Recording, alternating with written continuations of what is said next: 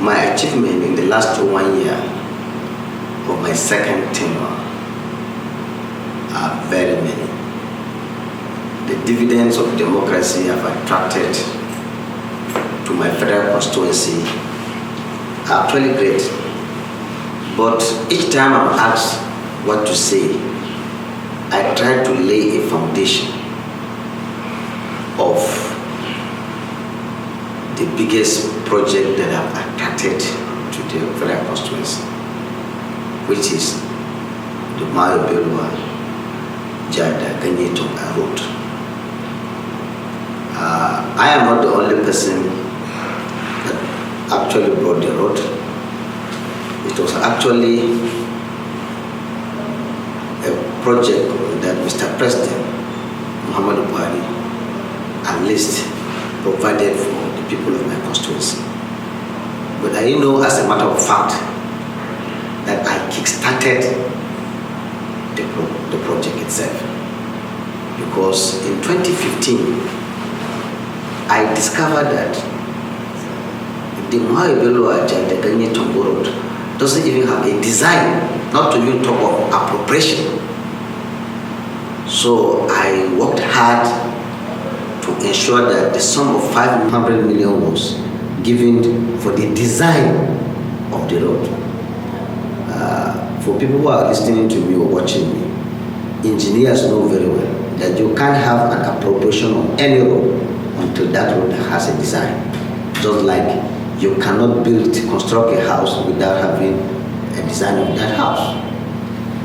And subsequently, the following year, the federal government awarded a contract of 22.7 billion with the likes of the Secretaries of Government of the Federation, the Permanent Secretary, the Minister of Works, who all played a very vital role, culminating to the President giving that award. What I want to say is that, assuming this road was not awarded, what would have been the state of this road as I speak today for people who are conversant with my area? In fact, I feel that even if that's the only achievement I've been able to have, I think I shouldn't be crucified. I feel we have done a lot, because there are still a lot of things that need to be done in that constituency, but road is major. So it's one area that I always want to thank everybody that put his hands on that road for us.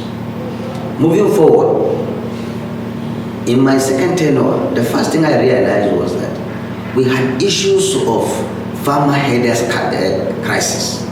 A lot of people were being killed, to the extent that the farmer header problem became an international dimension, where the federal government itself said, look, these headers were coming from other parts of the country. And I felt that as a representative of the people, and I'm coming from a constituency where there is this large chunk of people that have cattle, then I feel for sure that something must be done for people who own, for the herdsmen or cattle owners. And I decided, as a matter of fact, to introduce what was called cattle vaccination. Because it's only when you care for people, when you get into crisis, you will have the confidence to call them, talk to them, and they listen to you. From the research I conducted, vaccination of cattle by either state government or federal government in my constituency has not taken place in the last 30 years. So I went to VOM.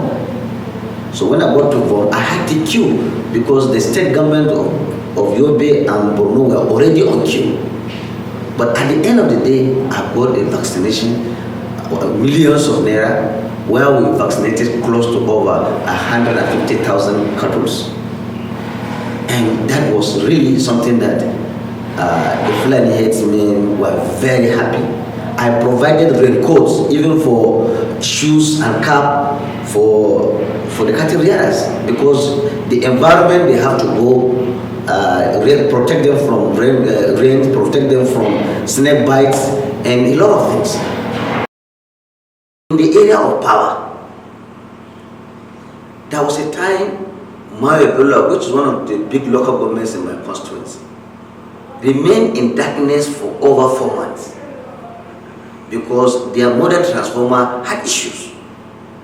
And apart from the modern transformer, they don't even have enough smaller transformer like 500 kVA that could power the entire town so that the people can have economic activity. That was missing. And I have to come to their rescue. I provided the 500 kVA transformer. I even provided funds because the transformer they had in the main town was 200 kVA. After that, I moved to my constituency in Dengi, Sangasumi, which is one of the big constituencies also. It works. I also provided them with another 500 kVA transformer. We moved the 200 kVA transformer from that Sangasumi and took it to Sandoka. So in the area of power, I have also given my modest contribution to the people of my constituency. This is actually things that is not supposed to come from us. But if you are asked to go and represent people, and they have a challenge, you don't have any boundaries. Whatever you can get, so long as it's legitimate, is within the bounds of the law, you are bound to go and help. So I'm very happy that that also did. Again, because my constituency is a rurally based constituency, I realized that I need to build certain culverts and mini bridges to connect communities. Because my community is a rural area described as the food basket of Adamawa State.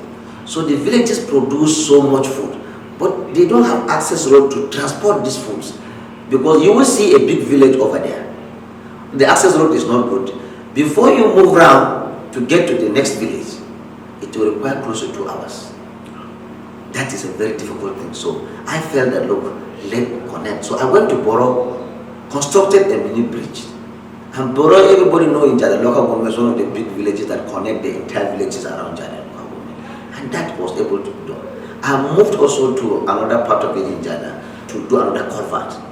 And that culvert was also one culvert that the people were very happy.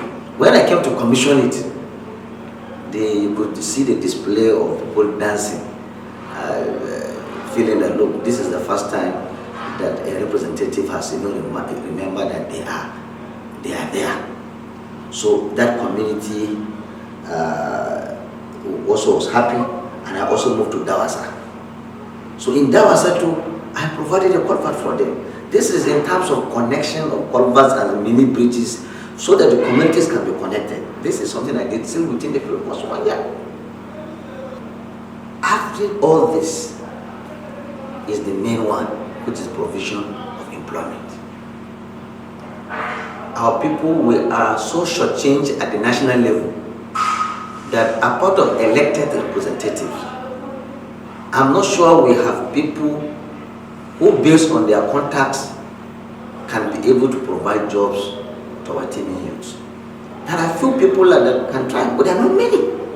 So if you are asked to represent the people, part of it is to also do your part to get people's jobs. So I remember last year I provided about 12 of my constituents jobs in the Nigerian police force. I brought more than 20 something, but only 12 were able to scale. The same way in the Nigerian army, I came with a figure of over 50 to push them through, but I succeeded in only having 17 were successful. Now the reason is that the Nigerian army has rules. So some of the people that I facilitated to come and join the army, some of them didn't have good results. Some of them have height issues. Some of them have medical challenges. Some of them even ordinary BVM couldn't have. So people just feel that, look, even when you come to the recruitment center and you say you are from my federal constituency, you should just be given an employment. I think that is not the best way. I was somewhat criticized for people who didn't get. But I am proud to say that if I can have 17 people from my constituency on a yearly basis, that is a big number. But even if we have been having 5-5 or 10-10 in the last 20 years, we will be counting a different number altogether by now. But we didn't have.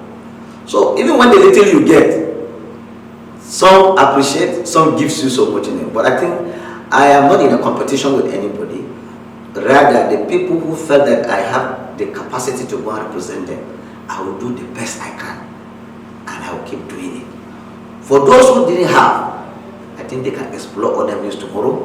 It must not necessarily be Nigerian army, it could be other places. As a man with a background in the media, I was given a slot in the Advertising Practitioner Council of Nigeria.